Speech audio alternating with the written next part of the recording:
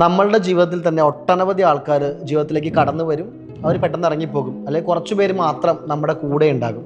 എന്താ അതിൻ്റെ കാരണം ചിന്തിച്ചിട്ടുണ്ട്? കാരണം ഓരോ ബന്ധങ്ങൾക്കും ഒരു റീസണും ഒരു സീസണും ഉണ്ട്.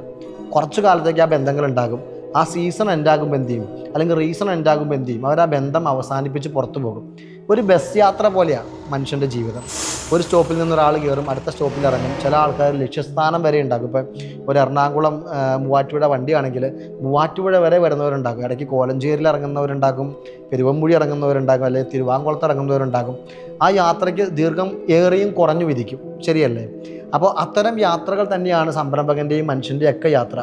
അവിടെയൊക്കെ ഓരോ വ്യക്തിക്കും നമ്മുടെ കൂടെ യാത്ര ചെയ്യാൻ ഒരു റീസൺ ഉണ്ടാകും, അല്ലെങ്കിൽ ഒരു സീസൺ ഉണ്ടാകും. അപ്പോൾ ഒരു വ്യക്തി എന്ന നിലയിൽ നമ്മൾ മനസ്സിലാക്കേണ്ടത് എന്താ?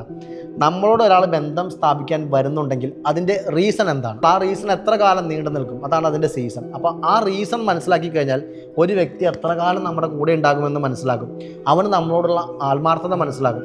അവൻ നമ്മുടെ സുഹൃത്തായിട്ടാണോ കാണുന്നത്? ജീവിതത്തിലുടനീളം കൂടെ ഉണ്ടാകണമെന്നാണോ കരുതുന്നത്? അതോ ഇടവഴിയിൽ ഇറങ്ങിപ്പോകണമെന്നാണോ കരുതുന്നത്? അതോ അവൻ നമ്മളെ വെറുതെ മുതലെടുക്കാൻ വന്നതാണോ?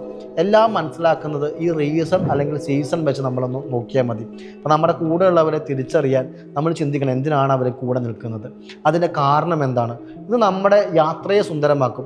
ഒരാൾ കലഹിച്ചു പോയാൽ നമുക്ക് മനസ്സിലാക്കും അവൻ്റെ സീസൺ കഴിഞ്ഞതുകൊണ്ട് അവൻ കലഹിക്കുന്നതാണെന്ന്.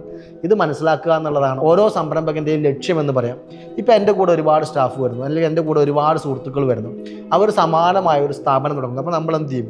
പെട്ടെന്ന് ഡെസ്പാകും. ശരിയല്ലേ? അയ്യോ, അവരും തുടങ്ങിയല്ലോ എന്ന്. നമ്മൾ മനസ്സിലാക്കണം, അവർ നമ്മുടെ കൂടെ വന്ന റീസൺ ഈ ഒരു സംരംഭം തുടങ്ങുക എന്നുള്ളതാണ്, അല്ലെങ്കിൽ നമ്മളിൽ നിന്ന് പഠിക്കുക എന്നുള്ളതാണ്, നമ്മളെ സഹായിക്കുക എന്നുള്ളതല്ല. ഇത് മനസ്സിലാക്കിയാൽ എന്ത് തോന്നും? നമുക്ക് പെട്ടെന്നുണ്ടാകുന്ന നിരാശകൾ, പെട്ടെന്നുണ്ടാകുന്ന പ്രശ്നങ്ങൾ, ഇതിൽ നിന്നെല്ലാം എന്ത് ചെയ്യാൻ പറ്റും? പുറത്തെടുക്കാൻ പറ്റും. ഒരു സംരംഭകന് വേണ്ടതും ഇത്തരം തിരിച്ചറിവുകളാണ്. അപ്പോൾ നിങ്ങൾ എപ്പോഴും ഓർക്കുക, ഒരു റീസണുമുണ്ട്, ഒരു സീസണുമുണ്ട്. ആ റീസൺ എൻഡാകുമ്പോൾ സീസൺ തീരും, അവർ നമ്മളെ വിട്ടു പോകും. അത് പ്രകൃതിയുടെ നിയമമാണ്.